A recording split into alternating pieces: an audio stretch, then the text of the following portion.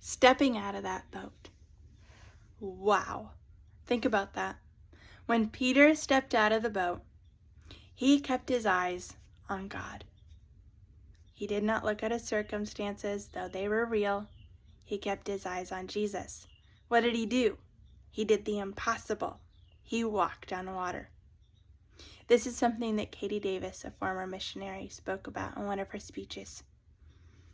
She has 14 daughters of her heart, one who she was going to be adopting, but the child ended up being placed back with a biological mother. She does have 13 daughters whom are adopted. Katie Davis is someone that really stepped into the story and the pain, the brokenness of children. And she walked into the unknown with the Lord.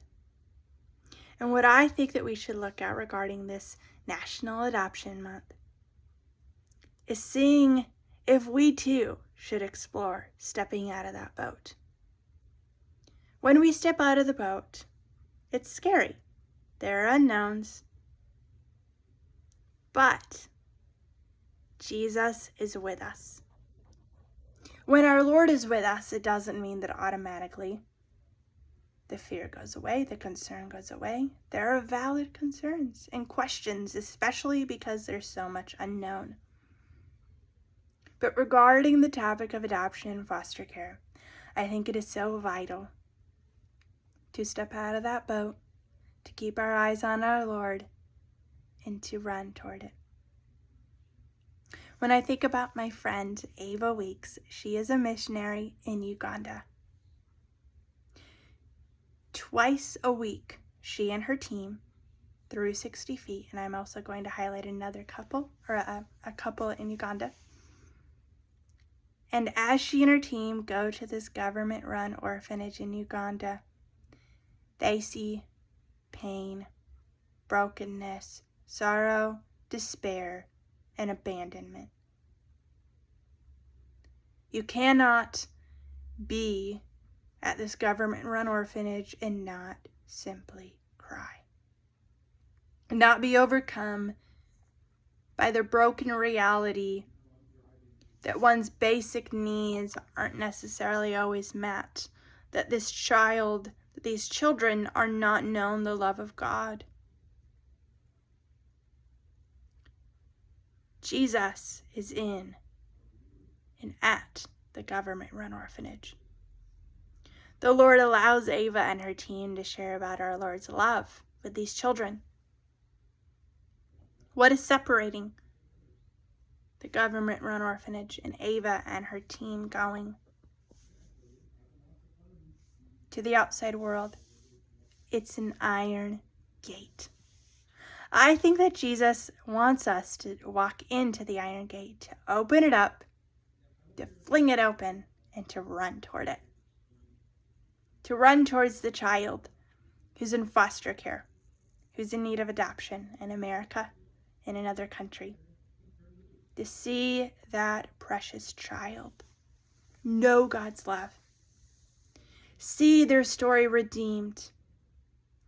See their story either be they were spared from what could have been, or God rewrote their story.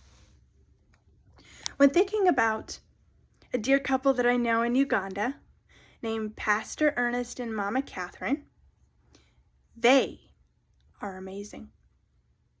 They've been married for 50 years, and over the past a little over 40 years, they've taken in over 200 children into their home. You might think they have a massive home, a large mansion, a load of money. But no, they lead a simple life, and they love people. Their door is wide open. They see a child in need of a home, and they bring that child in. They currently have 36 children living in their home. I was in the main area of their home, and from what I've seen, I believe they probably have about 1 to 2 bathrooms and 3 bedrooms. They also have really like an addition to their home, quote unquote addition, not the Americanized version of an addition. And they have just separate, they have different bedrooms. But still, even within this, if you saw it, you'd be like, wait a second. They have 36 children living in their home? What? This is insane. But something that I think is beautiful is that when we love Jesus, it doesn't mean that we ditch the practical, but I think that it means that we so have our eyes on God that we just run toward things. We run towards our Lord and we see people. And we don't think about the dynamic of, is my home big enough? Is my home too small? A child who is in need of love will not care if one's home is, quote, too small, or if their home is, quote, too big. That child just needs love. That child just needs a family. That child just needs Jesus. So I think that in our pursuit to want to love the Lord, seek the Lord, and contemplating the unknowns of foster care and of adoption, it is so important, I would say, to step out of the boat, to do the impossible, to not overthink, just to open up that iron gate and to love on people who are in desperate need of our Lord's love. God can involve us in rewriting the stories that were once broken, that have a story of redemption. I met a woman in Uganda named Laura, and before she was married, she shared with her husband that she wanted to adopt. That's what she wanted to do. And she and her husband have 3 sons.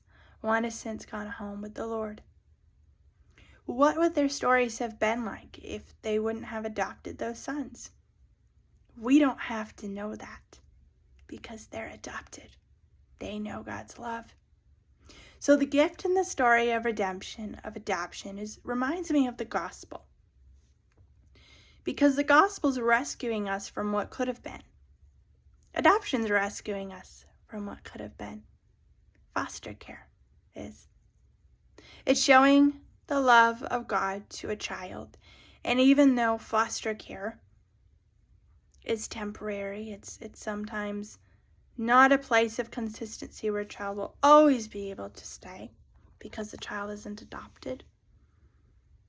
It is a place that in that moment and time in history, that child can know God's love.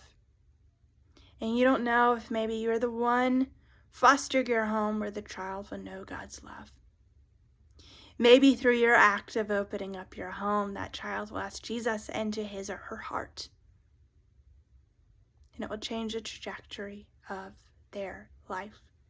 May we not be hesitant to opening up that iron gate into loving on each person.